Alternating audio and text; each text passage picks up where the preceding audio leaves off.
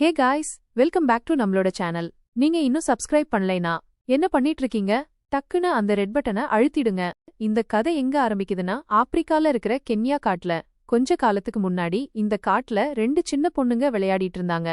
அவங்க பேரு சாவ்லிங், இன்னொரு பொண்ணு பேரு சாவ்கிங். இவங்க ரெண்டு பேரும் ஒரு வித்தியாசமான மரத்தை பாக்குறாங்க. சாவ்கிங்னு பேரு மாதிரி. கதை ஆரம்பிக்கிறது எங்க தெரியுமா? நம்ம கென்யா காட்டுல. கொஞ்ச காலத்துக்கு முன்னாடி அங்க ரெண்டு சின்ன பொண்ணுங்க, சாவ்லிங், சாவ்கிங்னு பேரு, விளையாடிட்டு இருந்தாங்க. அப்போ அவங்க ஒரு வினோதமான மரத்தை பாக்குறாங்க. அந்த மரம் சும்மா இல்லாம ஏதோ பேசுற மாதிரியும். இன்னைக்கு நாம பாக்க போற கதை இருக்கே, வேற லெவல். அப்படியே உங்களை உலுக்கி எடுக்கும். வாங்க எக்ஸ்பிளைன் பண்ணி சொல்றேன், கேளுங்க. கதை ஆரம்பிக்கிறது எங்கன்னு பாத்தீங்கன்னா, நம்ம ஆப்பிரிக்கால இருக்கிற கென்யா காட்டுல. கொஞ்ச காலத்துக்கு முன்னாடி இங்க ரெண்டு சின்ன பொண்ணுங்க விளையாடிட்டு இருந்தாங்க. சாவ்லிங், சாவ்கிங்னு பேரு. இவங்க ரெண்டு பேரும் ஒரு வினோதமான மரத்தை பாக்குறாங்க. என்ன வினோதம்னு கேக்குறீங்களா? அந்த மரம் சும்மா இல்லையா, ஏதோ பேசுற மாதிரியும் லைட்டா ஆடுற மாதிரியும் இருந்துச்சாம். சின்ன புள்ளைங்க பயந்து போயிட்டாங்க. அப்படி ஷாகாய் மயங்கி விழுந்துட்டாங்க பாருங்க. அந்த பயம் இருக்கே, சின்ன வயசுல நாம ஏதாவது வினோதமா பார்த்தா எப்படி இருக்கும், அந்த மாதிரி. அப்புறம் என்ன ஆச்சுன்னு கேளுங்க. கொஞ்ச நேரம் கழிச்சு அந்த பொண்ணுங்க எந்திரிச்சதும் ராத்திரி. நிலா வெளிச்சத்துல அந்த காடு இருக்கே, அடேங்கப்பா, எவ்வளவு அழகு தெரியுமா? ஆனா அவங்க திரும்பி பார்த்தா அங்க நின்னுக்கிட்டு இருந்தது யாரு தெரியுமா? அவங்க முதல்ல பயந்த அதே மரம். அவ்வளவுதான், மறுபடியும் அலற ஆரம்பிச்சுட்டாங்க. அந்த அலறல் சத்தம் அப்படியே மனசு பிழியிற மாதிரி இருந்துச்சாம். அந்த மரம் இருக்கே, அப்படியே அவங்களையே முறைச்சு பாத்துக்கிட்டு இருந்துச்சு. அதோட தண்டுல இருந்து ஏதோ ஒரு வினோதமான எனர்ஜி, சின்ன சின்ன லைட் மாதிரி ஆவிகள் எல்லாம் வந்துகிட்டு இருந்துச்சு.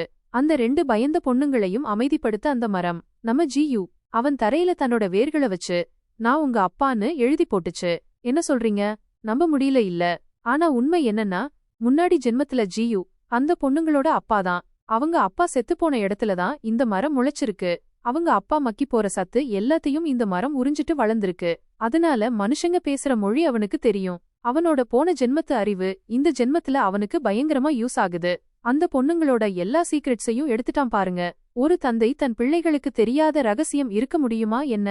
அந்த பொண்ணுங்கள நம்ப வைக்கிறதுக்காகவும் அவங்க மனசுல இருந்த பயத்தை போக்குறதுக்காகவும் அவங்க ரெண்டு பேரோட பேரையும் சொல்றான். அவங்க தனிப்பட்ட ரகசியங்களை அப்படியே அவுத்து விடுறான். சாவ்லிங்குக்கு ஒரு பையனை பிடிக்கும்னு சொல்றான். சாவ்கிங் அவங்க குடும்பத்துக்காக வேலைக்கு போறதையும் சொல்றான். அவ்வளவுதான், அந்த சின்ன பிள்ளைங்க ரெண்டும் அப்படியே உறைஞ்சு போயிட்டாங்க. இது அவங்க அப்பாவுக்கு மட்டும்தான் தெரிஞ்ச விஷயம். அப்போ அந்த மரம்தான் அவங்க அப்பன்னு நம்ப ஆரம்பிச்சிட்டாங்க. வேற வழி இல்லையே அந்த பிள்ளைங்களுக்கு. அந்த நேரத்துல அந்த பொண்ணுங்களோட ஆன்மா அந்த மரத்தோட ஏதோ ஒரு விதத்துல கலந்து போயிருக்கலாம். ஒரு தந்தைக்கும் பிள்ளைங்களுக்கும் இருக்கிற பந்தம் இருக்கே, அது ரொம்ப வினோதமானது இல்ல? அதனாலதான் ஜியு அந்த ரெண்டு பொண்ணுங்க மேலையும் மெதுமெதுவா ஒரு பாசத்தோட பழக ஆரம்பிச்சான். அவங்கள கவனிச்சுக்க ஆரம்பிச்சான். ஜியு தன்னோட கிளைகளை வளைச்சு அந்த பொண்ணுங்களுக்கு ரெண்டு அழகான ஹேர்பின் செஞ்சு கொடுத்தான். அந்த சிஸ்டர்ஸும் அவங்க அப்பனுக்கு, அதாவது ஜியுவுக்கு, அவங்க உலகத்துல புதுசா நடக்கிற வினோதமான விஷயங்களை சொன்னாங்க. அவங்க சின்ன உலகத்துல நடக்கிற பெரிய விஷயங்கள். சாவ்லிங், சாவ்கிங் சொல்றபடி அவங்க ஊர்ல சில மாசமா ரொம்ப வித்தியாசமான விஷயங்கள் நடந்துகிட்டு இருந்துச்சு. போன மாசம்தான் ஒரு ஏரோப்ளேன் ஆக்சிடென்ட். காகங்கள் ஒரு பறந்துகிட்டு இருந்த ஏரோப்ளேனை சுத்தி வளைச்சுக்கிட்டாங்க. சின்ன புள்ளங்க சொல்றத நம்புறதா இல்லையான்னு தெரியல. ஆனா பிளேன் அப்படியே காகங்களுக்கு நடுவுல எங்கேயோ மாயமா மறைஞ்சு போச்சு. என்ன கொடுமை! பசிபிக் கடல்லையும் இதே மாதிரி சம்பவம். முதல்ல சாவ்கிங் இதையெல்லாம் நம்பல. ஆனா அவங்க செத்துப்போன அப்பாவ மரமா பார்த்ததுல இருந்து எல்லாத்தையும் நம்ப ஆரம்பிச்சுட்டா. வேற என்ன பண்ண முடியும் சொல்லுங்க? வெளியுலகத்தை பத்தி இவ்வளவு வினோதமான விஷயங்களை கேட்டு ஜியு அப்படியே ஷாக் ஆகிட்டான். அதே நேரத்துல சின்ன பொண்ணு சாவ்லிங் ஒரு கைதி உல்ஃபஸுக்கு கறி கொடுக்க போயிருந்தா. அந்த உல்ஃப் ஒரு கைதி. சாவ்லிங்கை பார்த்ததும் அந்த உல்ஃப் உருமி அவளை பயமுறுத்த பார்த்தான். சின்ன புள்ளைங்க கிட்டயே கர்ஜன பண்றான் பாருங்க.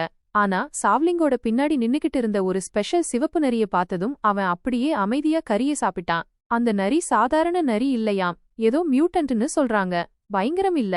அந்த உல்ஃபையும் மத்த பயங்கரமான மிருகங்களையும் விட்டுட்டு காயின் ஒரு மிருகம் ஜியுவோட பவருக்கு முன்னாடி பணிஞ்சு ஜியு பக்கத்துல ரெஸ்ட் எடுத்துக்கிட்டு இருந்துச்சு. இன்னும் பணியாத மத்த மிருகங்கள் எல்லாம் மரக்கிளைகள்ல கட்டி போட்டிருந்தாங்க. எந்த மிருகமும் ஜியுவுக்கு தொந்தரவு கொடுக்கல. ஆனா அந்த தேன்வளைக்கரடி இருக்கே, சின்ன உடம்புல அவ்ளோ திமிரு, சம தலைவலி, பயங்கர பிடிவாதமா இருந்துச்சு. இன்னும் பணியவே இல்ல பாருங்க.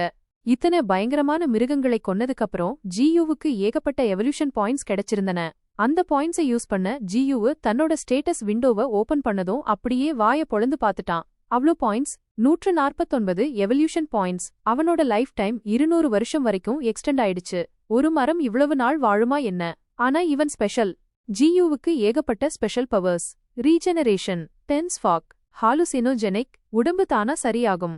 சுத்தி ஒரே மூடுபனி, எதிரிகளை அப்படியே மண்டை குழப்பி பயமுறுத்திடுவான். சம பவர்ஸ் இல்ல, ஒரு மரத்துக்கு இவ்வளவு சக்தி இருக்கான்னு ஆச்சரியமா இருக்குல்ல. அவனோட புது பவர்ஸ டெஸ்ட் பண்ணி பார்க்க GU 20 பாயிண்ட்ஸ் செலவு பண்ணி ரெண்டையும் ஒரே நேரத்துல ஆக்டிவேட் பண்ணிட்டான். அவ்வளவுதான், சுத்தி இருக்கிற இடமெல்லாம் ஒரே மூடுபனி. பக்கத்துல இருக்கிற பொருள் கூட தெரியல. ஏன் GU பக்கத்துல நின்னுக்கிட்டு இருந்த அந்த சிவப்பு நரிய கூட பார்க்க முடியல. பயங்கரமான சக்தி. சாவ்கிங்கும் சாவ்லிங்கும் ரொம்ப நேரம் காட்டுல இருந்ததால GU அந்த 2 பொண்ணுங்களையும் அந்த ஸ்பெஷல் சிவப்பு நரியோட அவங்க வீட்டுக்கு அனுப்பி வச்சுட்டான். போகும்போது அவங்க 2 பேரையும் அவனை பத்தி யார்கிட்டயும் சொல்லக்கூடாதுன்னு பயங்கரமா வார்னிங் பண்ணிட்டான். அந்த சின்ன புள்ளைங்க 2 இன்னைக்கு நடந்த விஷயங்களால செம ஹாப்பியா இருந்தாங்க. ஆனா அவங்க போனதுக்கு அப்புறம் GU இன்னும் ஸ்ட்ராங்கர் ஆகிறதுக்காக தன்னோட பவர்ஸையும் மரத்தோட பாகங்களையும் அப்கிரேட் பண்ண ஆரம்பிச்சிட்டான். 50 எவல்யூஷன் பாயிண்ட்ஸை யூஸ் பண்ணி தன்னோட 50 கிளைகளையும் பயங்கரமா அப்கிரேட் பண்ணிட்டான். 45 பாயிண்ட்ஸை யூஸ் பண்ணி 9 வேர்களையும் செம ஸ்ட்ராங்கா மாத்திட்டான். அதே மாதிரி 10 பாயிண்ட்ஸை யூஸ் பண்ணி மாயத்தோற்ற சக்தியையும் 10 பாயிண்ட்ஸை யூஸ் பண்ணி மூடுபனி சக்தியையும் வேற லெவலுக்கு கொண்டு போயிட்டான். ஒரு மரம் இவ்வளவு அப்கிரேட் ஆகிறது நம்பவே முடியல. அவன் தன்னோட உடம்பு தானா சரியாகிற சக்தியையும் அப்கிரேட் பண்ணணும்னு நினைச்சான். ஆனா பாயிண்ட்ஸ் பத்தல. வெறும் 14 பாயிண்ட்ஸ் தான் இருந்துச்சு. அப்கிரேட் ஆனதும் GUவோட வேர்கள் பூமியோட ஆழத்துல 100 மீட்டர் வரைக்கும் போயிரும். அவன் இப்போ சம பெருசா சம பலசாலியா ஆயிட்டான். ஒரு சாதாரண மரம் எப்படி இவ்ளோ சக்தி வாய்ந்ததா மாறும்னு யோசிச்சு பாருங்க. வேர்களால GUவுக்கு பூமியோட ஆழத்துல ஒரு வினோதமான பொருள் ஓடுற பூமிக்கு அடியில இருக்கிற நதி கிடைச்சது. அதத்தான் மேஜிக் இல்லன்னா ஆவின்னு சொல்றாங்க. அதை பத்தி அந்த பொண்ணுங்க சொல்லியிருந்தாங்க.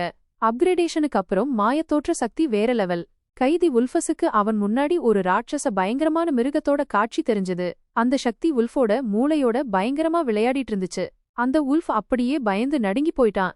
அப்கிரேட் ஆகி GUவோட மாயத்தோற்ற சக்தியும் மூடுபனி சக்தியும் மொத்தமா 10 மைல் சுற்றளவுல ஒரே திகிலை ஏற்படுத்திக்கிட்டு இருந்துச்சு. காட்டுல இருந்த எல்லா மிருகங்களுக்கும் ஒரே குலைநடுக்கம். காட்டுக்குள்ள ஒரு புது தலைவன் வந்துட்டான். ஒரு புது ராஜா வந்துட்டான்னு அவங்க புரிஞ்சுக்கிட்டாங்க. GU இப்போ தன்னோட முழு பலத்தோட ரெடி. அவனுக்கு ஃபுல் கான்ஃபிடன்ஸ். அவன் இப்போ அவ்வளவு பவர்ஃபுல்லா ஆயிட்டான். டோமஹாக் பாம்பு என்ன, எவன் வந்தாலும் அவனை தூசியாக்கிடுவான். அந்த பாம்பு ரொம்ப டேஞ்சராமா. ஒருத்தனுக்கு ஒருத்தன் சவால் விடுறாங்க பாருங்க.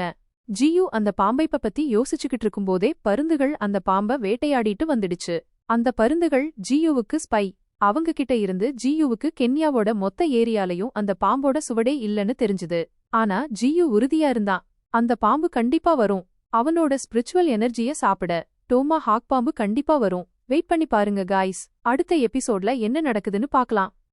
ஷேர் பண்ணுங்க, சப்ஸ்கிரைப் பண்ணுங்க. பாய் பாய்.